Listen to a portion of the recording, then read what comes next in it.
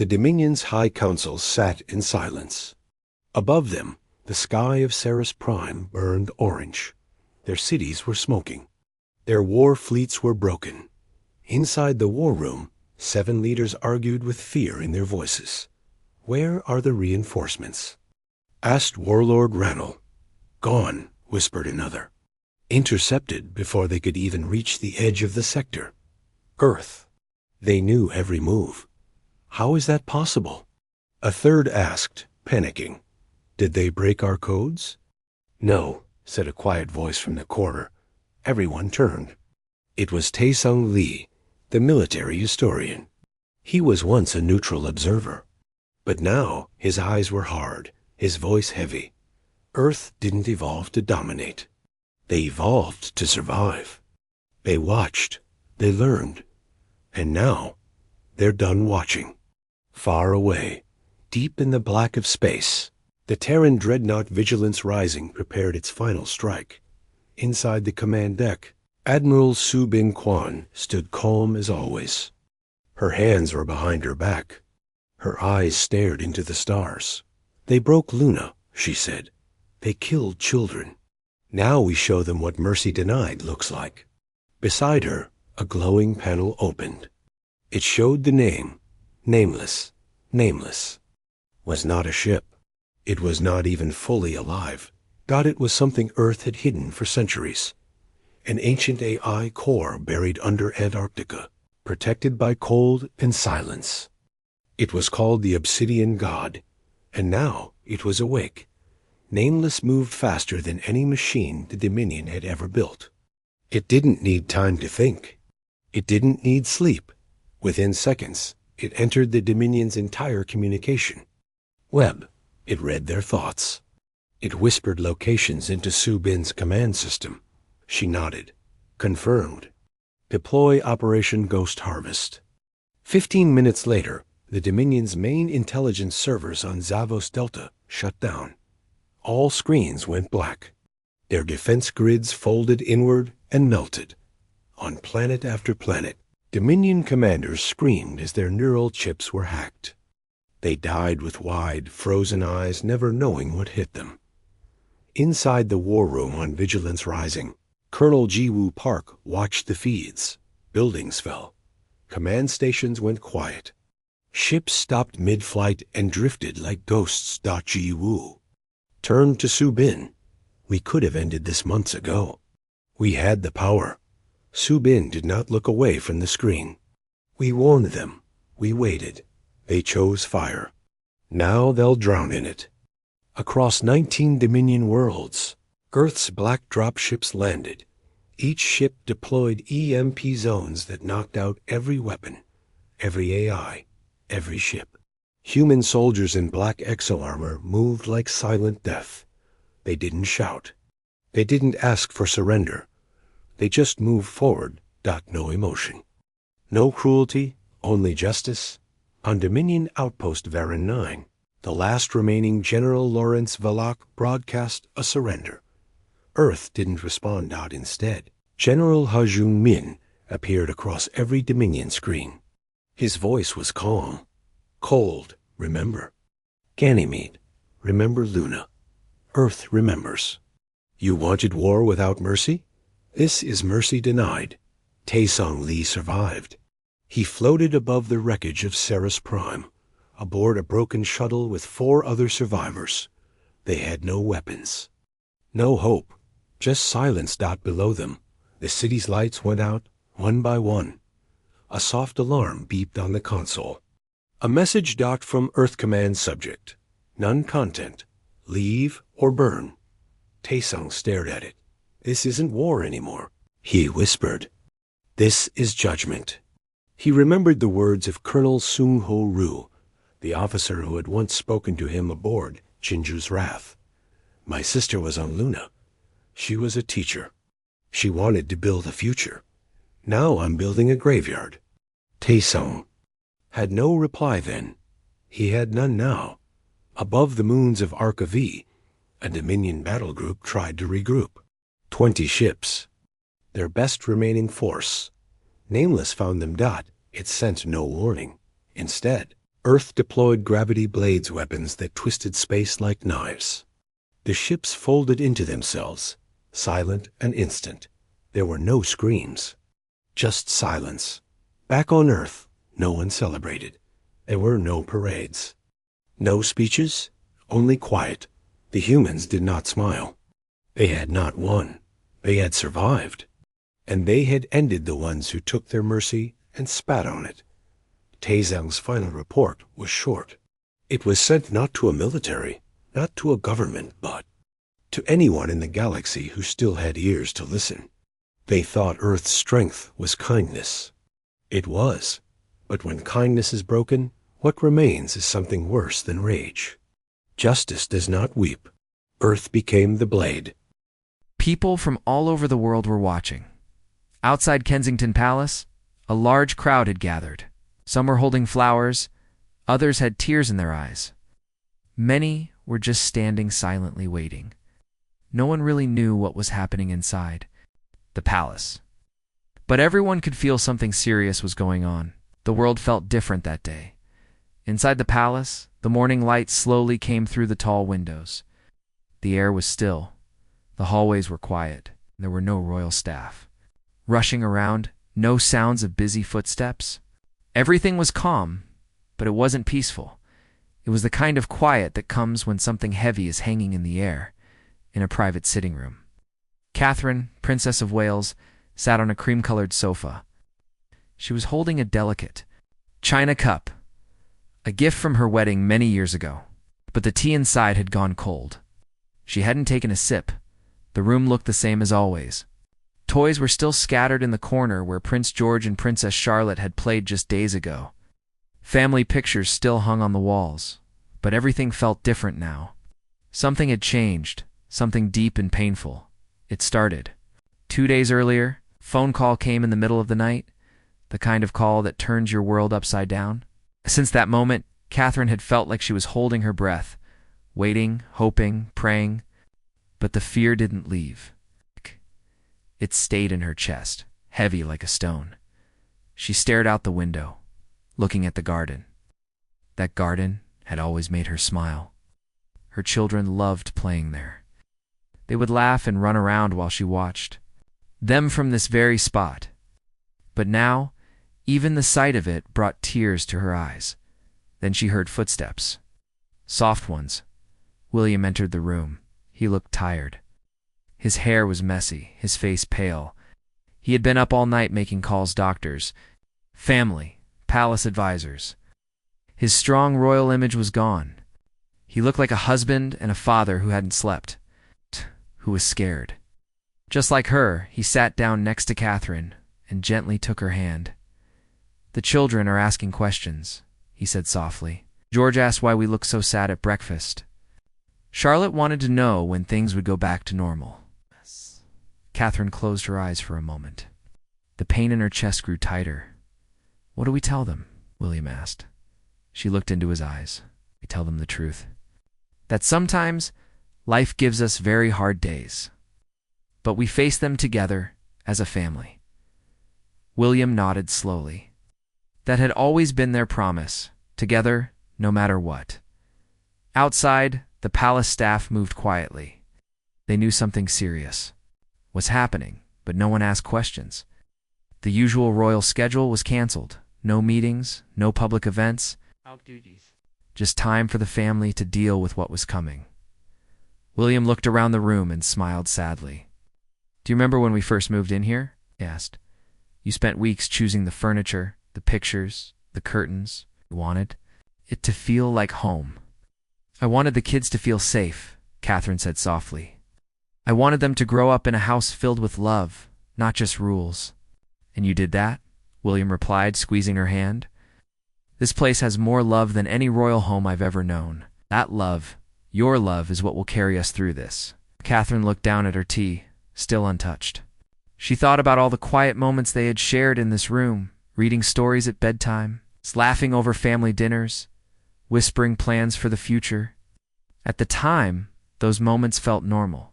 But now she realized they were the most important memories of all. A gentle knock came at the door. Maria. Her longtime housekeeper stepped in with a fresh pot of tea and some warm pastries. She had worked for the family since before George was born.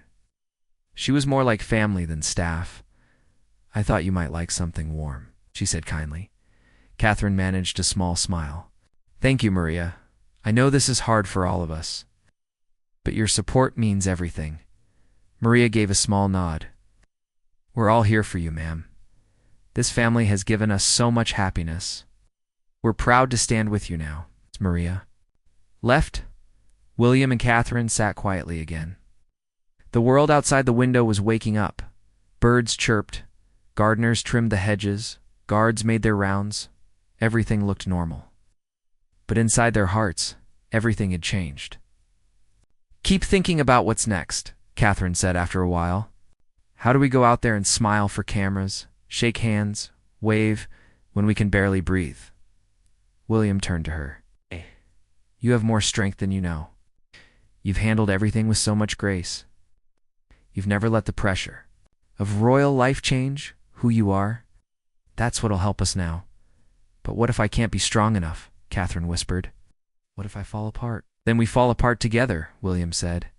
"We've never faced anything alone, and we won't start now." Outside the gates of the palace, more people had gathered. They didn't know what was happening, but they felt something in their hearts, something real, something human, and inside, the royal couple sat quietly, holding hands, waiting for what came next, because the moment was coming, and it would change everything. The crowd outside Kensington Palace was growing every hour. Some people had come with flowers, others were standing with candles in their hands. Many had red eyes from crying, but no one really knew the full truth. All they knew was that something serious had happened inside. People weren't there for gossip. They were there because they cared. They weren't just fans of the royal family. They felt connected to them. For many, William and Catherine weren't just royals. They were real people. A husband and wife, a mother and father. People who laughed, cried, and hurt just like everyone else. Inside the palace, the mood was heavy. Catherine sat in her favorite armchair in the nursery. The room smelled faintly of baby powder and the soft scent of her children's shampoo. It was quiet now, but the silence didn't feel peaceful. Her eyes kept moving to the window, watching the gray sky outside. In another room, Prince George and Princess Charlotte were playing quietly. Her nanny tried to keep them busy. Little Prince Louis was napping. Even the children could sense that something wasn't right. Their questions had grown deeper, and their smiles didn't last as long. Catherine stood slowly and walked back to the sitting room where William was waiting. He had just gotten off another long phone call. The face was pale, and his eyes showed the weight of everything he was holding inside. "She's coming," William said quietly. "Who?" Catherine asked. "My stepmother, and my father too. They're on their way." Catherine took a deep breath. King Charles and Queen Camilla were not just family. They were the heart of the royal household. If they were coming in person, it meant this was more serious than anyone had admitted. Outside, the royal gates opened slowly. A black Bentley rolled in, quiet and simple. There was no flashing, no grand entrance. It moved like a shadow, respectful and private. The crowd became completely silent. The king was here. Catherine watched from the window as William walked out. To greet them, she saw him hug his father tightly. Then he hugged Camilla too. These weren't royal greetings. They were family hugs, full of emotion, full of understanding. A few minutes later, Catherine stood in the main sitting room waiting. Her hands were slightly shaking. She had changed into a simple blue dress, one William had always said brought out the warmth in her eyes. When the king and queen entered, everything felt still. King Charles walked straight to Catherine and wrapped her in a warm, gentle hug. It lasted longer than usual. It wasn't just a royal gesture. It was a father holding his daughter. "My dear girl," he said softly, "we're here for whatever you need." Catherine's eyes filled with tears. "Thank you for coming," she whispered. "It means everything right now." Queen Camilla smiled kindly and gently held Catherine's hand. "The children have been asking for you," Catherine added, trying to stay strong. "They've missed everyone. We brought something for them, Camilla said, lifting a small gift bag. Books for George, some art supplies for Charlotte, and a soft toy for Louis. Little things. But we hope it brings them some joy. Just then, laughter echoed down the hallway. The children, as if they had heard their names, came running in. Prince George ran straight to his grandfather, throwing his arms around him. Princess Charlotte gave Camilla a warm hug and smiled as she peeked inside the gift bag. Prince Louis walked in last, holding his nanny's hand, small face lighting up when he saw the stuffed animal Camilla had brought. For a brief moment, the room was full of warmth again. The children's joy reminded everyone why they were. Fighting so hard to hold everything together, Catherine sat down and watched her children. Her eyes sparkled with a mix of happiness and sadness. She knew the road ahead would be hard. But seeing her children smile again gave her a reason to breathe, to try, to hope. William joined her on the sofa, their fingers quietly intertwining. His face looked calmer now, for the first time in days. There was a little light behind his eyes. The hardest part is not knowing what comes next, he said quietly. We are trying to take everything one day at a time. But the waiting, the not knowing, that's the hardest part. King Charles nodded slowly. Uncertainty is always painful, he replied. But I've seen how strong both of you are. You've built a home filled with love, and that love will carry you forward. You're not alone in this. Catherine looked up and met the king's eyes. We've tried to stay strong for the children, for the public. But inside, it's been hard. I've never felt so scared. Camilla reached out and gently touched Catherine's arm. You don't have to be perfect. You just have to be honest. You're not only a royal, you're a mother, a wife. And it's okay to feel broken sometimes. The family sat together, talking quietly, sharing thoughts and emotions. No royal titles. No official roles. Just people who loved each other. Holding on through the storm outside, the sky had started to clear. A soft ray of sunlight broke through the clouds. The crowd, still waiting, looked up in hope. Something was changing. Inside, Catherine took a deep breath and stood. I think it's time, she said. William nodded, understanding what she meant. The moment was coming when the palace doors would open, and they would step out. Together. The gates of Kensington Palace had never seen a crowd like this. People stood shoulder to shoulder, their eyes fixed on the large wooden doors. Some held signs of support. Others clutched each other's hands, waiting for something they couldn't. Explain a moment, a message, a glimpse of hope. The reporters didn't shout. The cameras didn't flash. It wasn't that kind of day. The air was heavy, filled with silence, respect, and emotion. Something important was about to happen. Then slowly, the palace doors opened. People gasped quietly. No one cheered. Number. One spoke. Prince William stepped out first. His suit was simple. His face was calm, but behind his eyes, the weight of the past few days was clear. His jaw was tight, his shoulders strong, but his heart, like everyone else's, was full of emotion. Then came Catherine. She wore a soft, simple cream dress. Her hair was gently tied back. She looked graceful, but also deeply human. Her eyes showed pain, but also courage. Her hand reached for William's, and when they touched, something unspoken passed between them. They stood there, side by side, not as royalty, but as two people facing the world together. The crowd stood frozen. Many began to cry. Not from sadness alone, but from the beauty of what they were seeing. Strength. Love. Truth. William stepped forward to speak. His voice, though quiet, carried far. Thank you, he said. We see you, we hear you, and we feel your love. He paused, glancing at Catherine, then looked back at the people. These past few days have been some of the hardest in our lives. But through the darkness we've seen light, the light of family, the light of your support, and the strength we found in each other. Catherine squeezed his hand gently. She stepped forward. We know many of you came here without. Knowing the full story, she said softly, but you came with your hearts. You brought love, kindness, and prayers. That means more than we can ever say. A woman in the crowd wiped her eyes. A child on her shoulders waved quietly at the princess. Catherine noticed, smiled gently, and waved back. "You've always seen us as royals," Catherine continued. "But today, we stand here not as titles, but as parents, as a husband and wife, as people who are trying to stay strong when it's hard." There was a long silence, the kind that doesn't need to be filled. Then William looked out at the sea of faces. "We are still waiting. We don't have all the answers. But what we do know is this: we will face whatever comes next, together." The couple stood quietly. A voice from the crowd called out softly, "We're with you." Another followed, "We love you," then more, "Thank you. Stay strong. You're not alone." Tears rolled down Catherine's face, but she didn't hide them. She didn't wipe them away. She let them fall, because this moment was real.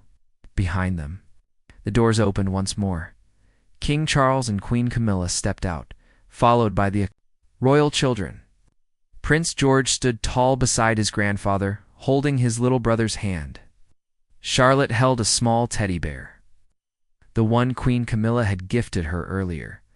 The family stood together, 3 generations, not as a royal show, but as a circle of love and unity. The crowd grew emotional. Some dropped to their knees in silent prayer. Others simply held their hands to their hearts. No speech could capture what they were all feeling, but actions did. William bent down and picked up Prince Louis, who held on to him tightly. Catherine held Charlotte's hand.